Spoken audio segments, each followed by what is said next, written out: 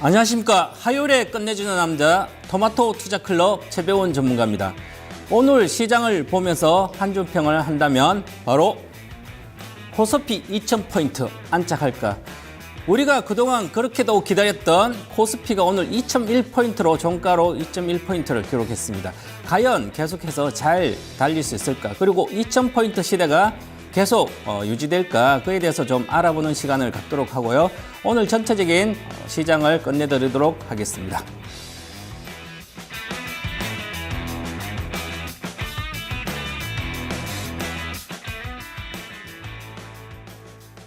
네.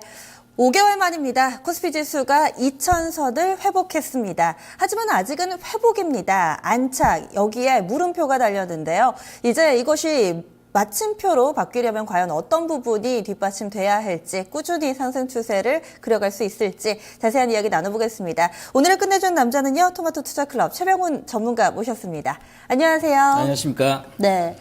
시장이 결국에는 가네요. 2000선 오늘 좀 구경을 했습니다. 정말 오랜만인 것 같은데요. 안착이라는 단어를 붙이기에는 아직까지는 좀 시기상조겠죠? 네, 그렇죠. 그런데 심리적인 지지선 2000포인트를 돌파했는데 과연 이제 안착할지 전체적인 이제 단기적인 수급이 결정될 것이고요. 그 이후에는 전체적인 경기가 결정될 걸로 보입니다. 그래서 지난주 목요일 날 저희들이 이제 외국인이 계속 살까 그래서 했는데 계속 한 1000억 시상 계속 사더라고요. 오늘도 한 1864호 현물을. 그래서 계속 좀 들어온 이유가 지난번에 좀 말씀을 드렸을 거예요. 그래서 오늘은 과연 2000포인트 안착되는지 그 비슷한 맥락인데 좀 알아보도록 하겠습니다. 가능성은 좀 높다고 보시는 네, 거죠? 저는 그러면? 네. 가능하다. 일단 안착 포인트를 보고 투자 전략 짜도 된다 이렇게 보고요. 근거도 그럼 네, 주시겠죠? 근거도 네. 말씀드리겠습니다. 그래서 네. 저는 확률적으로 한 80%는 안착이다 이렇게 보고요. 지난번에 제가 지수로 1993포인트가 단기 목표가를 그랬고요. 그 이후에 목표가 2020이라고 했거든요. 지금 2000이 중요한 게 아니라 2020을 어떻게 돌파 안착하는 게 가장 중요할 것 같고요. 그럼 전체적인 이제 안착 근거는 제가 이렇게 보고 있습니다. 그래서 이제 구제금융도 이제 불확실은 다 해소됐고, 그 다음에 22 양적 완화가 지금 본격화되고 있죠. 그래서 매월 내년 9월까지 계속되기 때문에 경기가 회복될 때까지 하겠다. 그게 핵심이거든요. 그러면 유럽 경기는 회복될 수밖에 없는 거죠. 그래서 이제 경기 민감주의 상승의 가장 큰 모멘텀은 바로 유럽이거든요. 그래서 유럽이 살아나면 결국은 중국이 좋아지거든요. 그러면 중국이 좋아지면 우리나라 중국 산업 생산 늘어나기 때문에 우리 기업들도 수출이 늘어나게 됩니다. 그래서 전체적으로 우리의 이제 지수에 상당 대기업들의 수출이 좀 증가될 것이고요. 그리고 이제 중국 경기 부양책이 이제 금리 인하, 예금 금리와 대출금 0.25%포인트 내렸잖아요. 지난 주말에. 그런데 지금 양해가 이제 시작되는데 양해에서도 추가적인 어떤 대책이 좀 재정책이나 여러 가지 나올 수도 있을 것 같고요. 좀 지켜봐야 될 것 같고요. 그리고 이제 전체적으로 이제 글로벌 유동성이 상당히 많이 풀려 있습니다. 이제는 이제 유럽까지 풀고 있기 때문에 그런 유동성이 지금 좀 국내로 좀 들어오지 않겠나 이렇게. 지금 현재 외국인 수급이 계속 좋은 것은 아마 그쪽에 자금들이 좀 들어오겠지 않겠나 이렇게 보고 있고요. 그리고 전체적으로 결과적으로는 중장기적으로 가려면 기업 이익이 증가돼야 되거든요. 그래서 기업 이익이 증가된 것은 이제 애널리스트들이, 기관들이 주로 예측을 하는데, 지금 현재 전망치를 상승을 시키고 있습니다. 그래서 먼저 이제 수급적인 측면을 한번 차트를 보고 말씀을 드리면, 지금 그림 파일을 보시면, 정권 NH투자증 나온 이제 건데요. 보시면 외국인들하고 기관들이 쭉 사고 있습니다. 그럼 특히 점선이 외국인인데요. 외국인이 계속 올라오고 있죠. 하루에 계속 사면서. 올해 들어서 수급 상황인 거죠? 2월달, 1월부터 2월부터 반전했다는 거죠, 수급이. 네, 그렇군요. 특히 이제 급등하게 있는 차트가 오른쪽에 네 박스권에 보시면 점선이 외국인이고요. 지난 세계 이제 기간인데 기간은 소폭 사고 있는데 기간은 지금 전체적으로 많이는 안 샀더라고요. 2월부터 한 2,700억씩 샀고 어제 기준으로. 근데 오늘 기준으로 봐도 외국인들은 1조 8천억 정도를 샀으면 1조 8,500억 인중 샀기 때문에 전반적으로 계속 사고 있는 추세가 나오고 있는 것 같고요. 그 다음에 영업이익 전망치를 이제 기간 2월 달에 많이 보시면, 그림에 보시면 2월부터 시작해서 이제 반전을 하고 있거든요. 올해 1분기 영업이익 전망치를 좀 좋게 보고 있습니다. 그래서 전반적으로 최근 들어 이제 기관 애널리스트들은 이익 전망치를 좀 높이고 있다. 그런 측면을 보게 되면 전반적으로 이제 수급도 특히 기관들 수급이 좀 좋아지지 않겠나 앞으로 그런 측면으로 봐야 될 것 같습니다. 그래서 저는 이렇게 몇 가지 경기라든지 수급적인 측면을 봤을 때는 충분히 안착을 할 수 있다. 그래서 오히려 이제 기간까지 가세한다면 지수는 오히려 급등할 수 있지 않을까 그런 측면도 고려를 해야 된다. 네. 지금 수급에 대해서 좀 짚어봤어요. 그리고 지금 근거로 제시해 주신 걸 정리를 해보면은 아무래도 돈의 힘, 글로벌 유동성이 좀 좋아지고 있다는 점, 그리고 또 기업들 실적 전망치가 네. 점차 상향 조정되고 있다는 점, 수급적인 측면에서도 이제 그동안에 외국인을 기대왔었는데 이제 기관 쪽의 수급도 조금씩 개선될 수 있을 것 같다. 한 3가지 정도로 정리를 해본 것 같은데 지금 기관 쪽 기업 이익 전망치와 관련돼서도 표를 하나 좀 준비를 해주셨죠? 네. 2015년 1, 4분기에 보면 이제 진한 색깔이 점선 말고 점선은 이제 전체 올해 연간이고요. 그래서 2월 달 들어서 좀 하다가 지금 2월 20일 이후에 지난 하반월에 보면 좀 이익 전망치를 높이는 이제 분석이 보고서가 많이 나오고 있습니다. 그래서 좀 좋아지지 않겠나 그런 측면을 보고 특히 이렇게 기관의 애널리스트들이 이제 이익 전망치를 좀 높여야만 기관들의 좀 적극적인 시장을 가담을 하거든요. 그러면 지금 외국인은 계속 들어오고 있기 때문에 기관만 좀 들어온다면 시장 지수는 걱정하지 않아도 되지 않겠나. 그리고 지금 투자 전략자한테 가장 중요한 것은 이제 외국인 수급이 계속 들어오기 때문에 하반 경직성이 있다는 거죠. 하반 경직성이 있으면 지금 이제 대형주라든지 특히 이런 종목들은 좀 좋지 않겠나 그렇게 보고요. 저는 뭐 초대형주라든지 이런 것은 좀 좋아진다 이렇게 보여야 될 것 같습니다. 그 기관 쪽에서 이제 투신 쪽 자금도 좀 중요할 것 같은데요. 네, 지금 펀드 플로우 보면 그렇게 막 아주 큰 돈들이 들어오거나 나가진 또 않는 것 같은데 이쪽 수급은 좀 네. 아무래도 개인 쪽 자금이랑 좀 연결되잖아요. 그렇죠. 이게 좀 어떻게 전망하세요? 지금 현재 2월 달부터 전체 개인은 한 1조 8천억치 어제까지 팔았어요. 오늘 한 2조 정도 되는데요.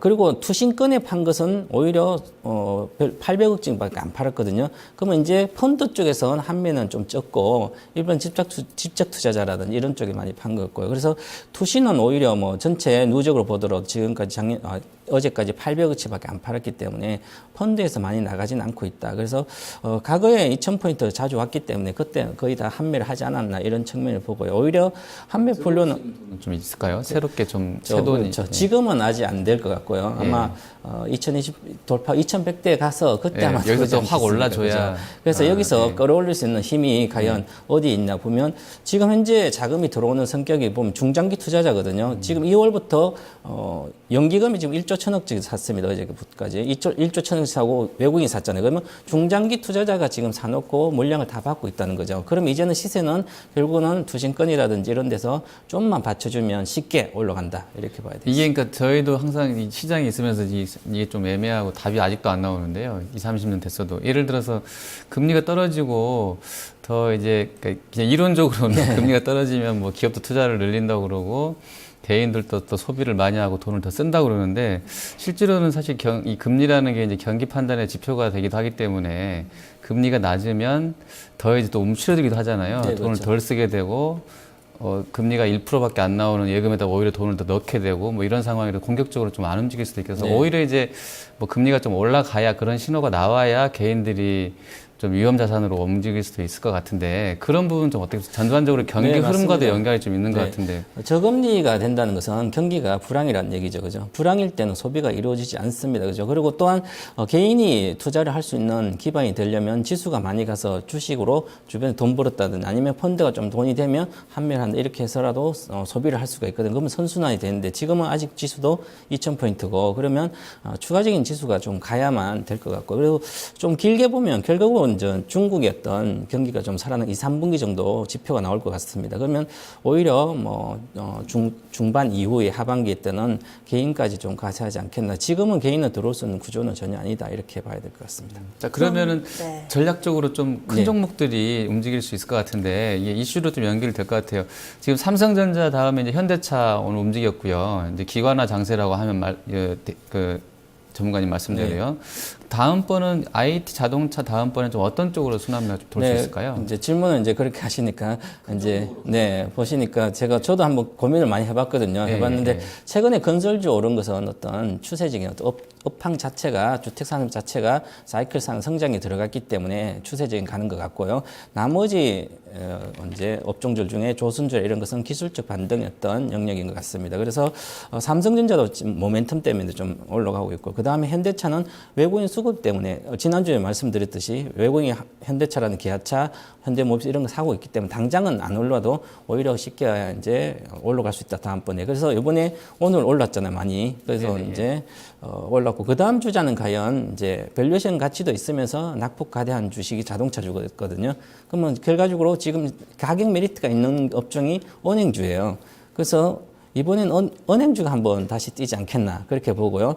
특히 그 중에서 은행 업종이 올라야 될 이유가 있거든요. 지금 왜냐하면 기존에 계속 NIM이 올해 상승이 안 될 거라고 그렇게 보고 있었는데 연체율을 1월달 말 연체율을 보면 0.71%예요. 주로 0.9% 이렇게 나오거든요. 1월달은 계절적으로 보면. 그런데 0.17%포인트 줄었습니다. 연체율이. 그 얘기는 은행의 실적이 좀 개선될 수 있다는 얘기죠. 그리고 또한 이제 이 1월달 기준으로 보면 이 사상 최저치 연체율이거든요. 2007년도 이후에. 그렇다면 질적 개선이 이루어지고 있다는 겁니다. 이렇게 통계적으로 나왔기 때문에 그렇고요. 그리고 최근에 부동산 시세가 좀 강남 기준으로 5% 정도 오르고 이렇게 부동산 시세가 오르고 있지 않습니까? 그러면 부동산 경기 회복 시에 또 수혜주가 은행주입니다. 기존의 은행주는 부동산 담보대출을 정책적으로 해서 금리를 낮췄기 때문에 오히려 질적 개선이 쉽지 않았는데 이렇게 크게 하락이 된다면 좀 시세가 올라가면 오히려 부동산 담보대출이 많이 또 나갈 수 있기 때문에 분양이 또 많이 이루어지지 않습니까? 3월부터. 그러면 분양이 많이 이루어지면 대출도 연계되기 때문에 은행은 자산 운용 여력에 좀 질적 개선이 좀 이루어지지 않겠나 그렇게 보고요. 그 다음에 밸류에이션 가치를 따져봐야 되는데요. 자동차주가 밸류에이션 가치가 시장 대비해서 한 20% 정도 저평가돼 있거든요. 그러면 은행주도 마찬가지입니다. 지금 은행주는 거의 PBR 기준 보면 현재 대다수 보면 코스피가 1배 정도 PBR 기준 되거든요. 그러면 지금 은행주는 0.5배 정도 되고요. 그러면 물론 이제 신한지주가 0.7배 정도, 나머지는 대다수 0.5배대거든요. 그러면 밸류에이션 가치가 아주 좋다는 거죠. 그래서 오늘 아침에 은행주가 좀 움직였어요. 한 2%씩. 움직이다가 종가는 별로 안 좋았는데, 그러면 꿈틀거리고 있다는 거죠. 그래서, KB금융감은 최근에 급등했다가 지금 이틀 동안 많이 좀 내렸는데요. 이런 게 어떤 신호가 아닐까. 그래서, 밸류에이션 가치는 은행주도 이제 바닥권이기 때문에 단기적으로 어느 정도 올라갈 수 있겠다. 이렇게 봐야 될 것 같습니다. 제가 죄송한데 하나만 더 여쭤볼게요. 네. 그러면 이제 시장이 뭐 오늘도 그렇고 최근 단기적인 흐름 보면 이제 그 코스닥이나 이제 일부 이제 좀 PER, PBR 높은 쪽들이 조금 꺾이면 특히 화장품 쪽도 약간 그런 부분이 있잖아요. 좀 밀리고 나서 오히려 이제 부담 없는 뭐 건설이라든지 화학 다 밸류에이션 낮았잖아요. 사실 이쪽은요. 그쪽도 돌고 나서 자동차, 전자도 사실은 높다고는 할 수 없는 밸류에이션인데 그러면 이번 지수 상승 때는 이렇게 좀 낮은 PBR, PER 갖고 있는 종목군들이 좀 주도한다 이렇게 보시나요? 일단은 이제 경기 어떤 회복이 확실하지 않고 그 다음에 화랑에 들어가지 않았기 때문에 수익 가치를 예측하기 상당히 어렵거든요. 그 이익이 증가될 거라는 좀 불확실하기 때문에 이익이 증가되는 건 좀 더 시간이 지나봐야 될 것 같고 그러면 현재 상태에서는 이익보다는 자산 가치가 저평가된 쪽이 낮다. 그래서 PBR 쪽이 낮은 것들이 지금 추세적으로 대다수 올라왔습니다. 그래서 그에 동참해서 대다수 이렇게 올라오지 않겠나 이렇게 보고 여기서 이제 추가적인 상승을 한 단계 레벨업 하려면 이제는 PER 가치를 또 봐야 되겠죠. 그래서 이익이 좀 증가된다면 이제 추세적으로 2,100도 이상 가지 않겠나 봅니다. 네, 예, 알겠습니다.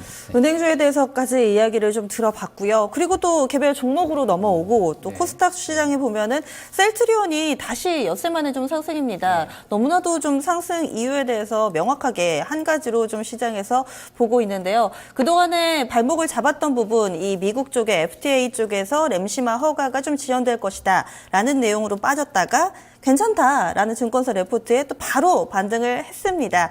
일시적으로 좀 잠깐 반짝 올랐다라고 봐야 될까요? 아니면 이제 좀 조정이 마무리됐다라고 판단하세요? 저는 이제 단기적인 시세는 마감이 됐다고 보고요. 지난번에 저도 주사위 때 6만 원대에서 7만 5천 목표가로 제시해드렸고요. 장기적으로는 한 12만 원 정도 보고 있습니다. 그런데 장기적으로 12만 원 가려면 미국의 허가가 근거가 돼야 될 것 같고요. 그리고 전반적으로 일본이나 유럽 쪽에 램시마 판매가 본격화된다면 주가는 한 단계 레벨을 될 걸로 보입니다. 그리고 지금 바이오 시밀러는 단기적인 어떤 것보다는 어떤 시대의 큰 흐름 쪽에서 이쪽에 실제로 이익을 바이오 쪽에 이익을 낼 수 있는 제약 쪽에서 이익 낼 수 있는 것은 이 셀트리온이나 이런 쪽밖에 없거든요. 바이넥스라든지. 그래서 이 셀트리온은 주가는 계속 좀 봐야 될, 긍정적으로 봐야 될 걸로 보입니다. 그리고 이제 주가가 이제 이렇게 35,000원 내에 저가부터 작년도 12월 12일 날 35,499원이 저가였거든요. 그렇게 되면 이 심리적인 목표가가 목표가가 있습니다. 10년 목표가가 급등하게 되면 100%로 오르고 조정을 받거든요. 그래서 7만 원 초반이 100%이기 때문에 7만 5천까지 조정을 받고 있는 상태입니다. 정확하게 보면 제 기법상으로도 이제 조정이 들어갔고 오늘 종가를 보면 그래서 여기서 이제 5만 원대 후반으로도 조정을 받을 수도 있을 것 같습니다. 하지만 지금 수급을 보게 되면 기관들이 지금 현재 250만 주를 사가지고 있는 상태입니다.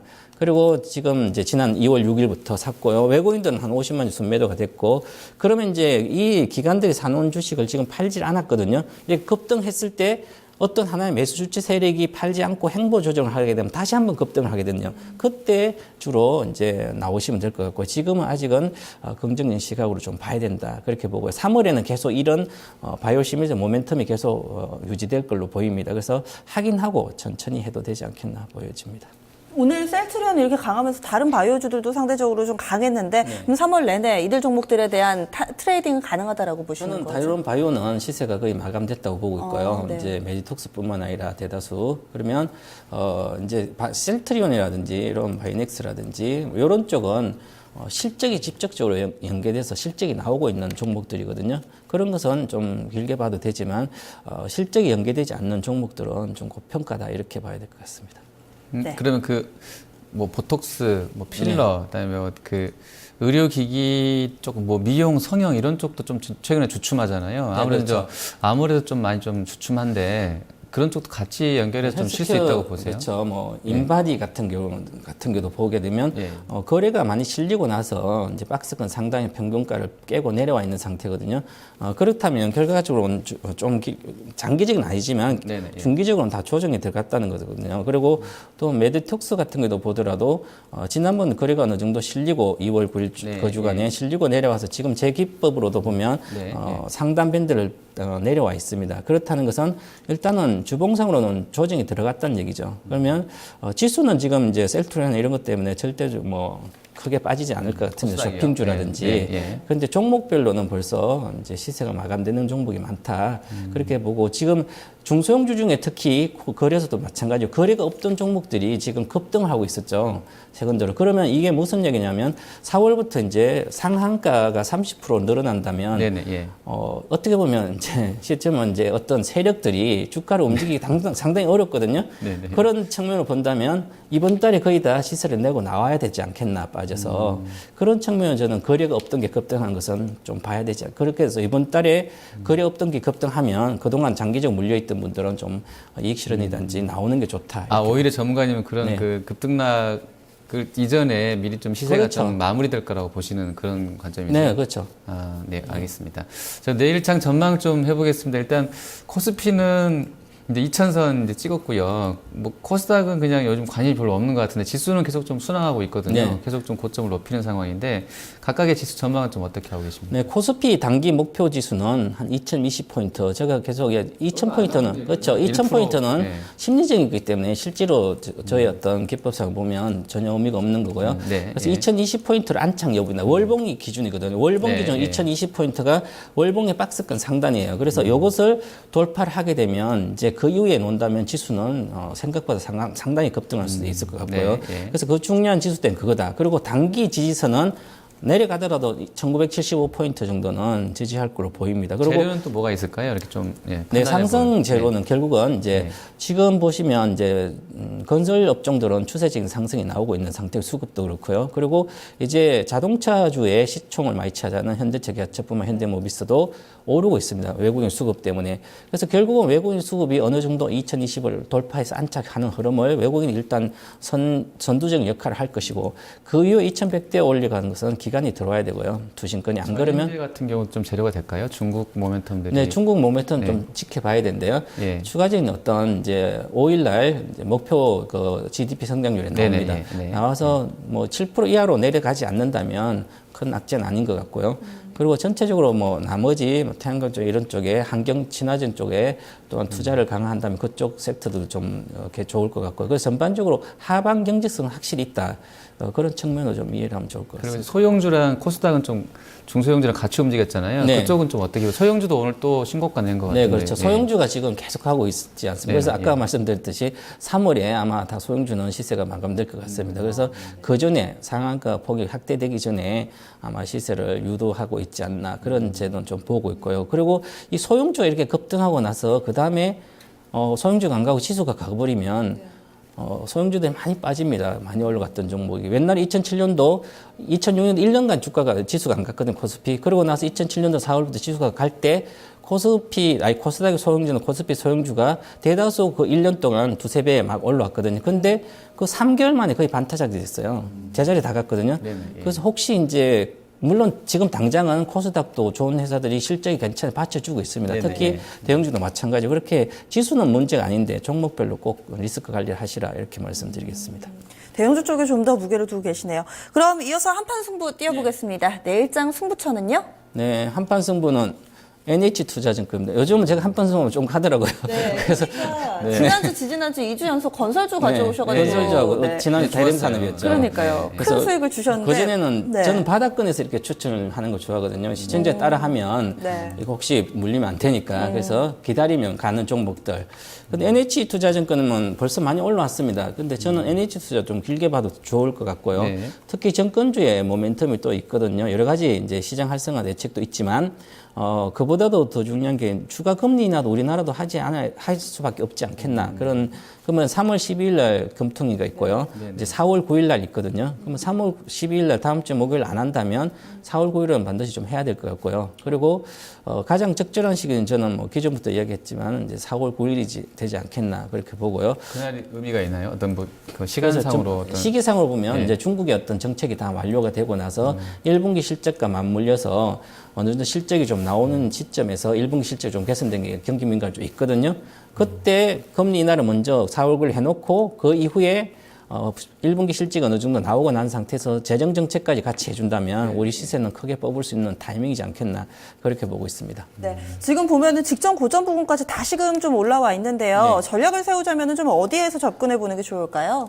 NH투자증권은 지금 이제 직전 고점까지 다 와 있는데 중요한 것은 지금 현재 상태에서 월봉을 보시면 박스권 상단을 돌파한 상태거든요. 그 지난번에 작년 7월 달에 이제 배당 정책뿐만 아니라 대규모 활성화 정책이 나오면서 같이 급등을 했었어요. 2달 동안. 그러고 나서 5개월 조정제 지난달부터 올라오고 있거든요. 그래서 올라오고 이번 달에도 이제 이번 달부터 좀 가지 않겠나. 그래서 11,500원만 지키면 안전하게 좀 수익이 좀 길게 15,500원까지 가져가도 된다. 이렇게 말씀드리겠습니다. 좀 장기적인 관점에서 보시는 투자자분들께 좀 더 적합할 것 같다는 생각도 좀 드네요. 네, 물론 이제 다음 주 정도에 한번 이제 올라갈 것 같고요. 네. 이번 주 살 때 좀 사면 되지 않겠나 이렇게 보고 있습니다. 알겠습니다. NH투자증권도 기억해 두겠습니다. 말씀 고맙습니다. 감사합니다.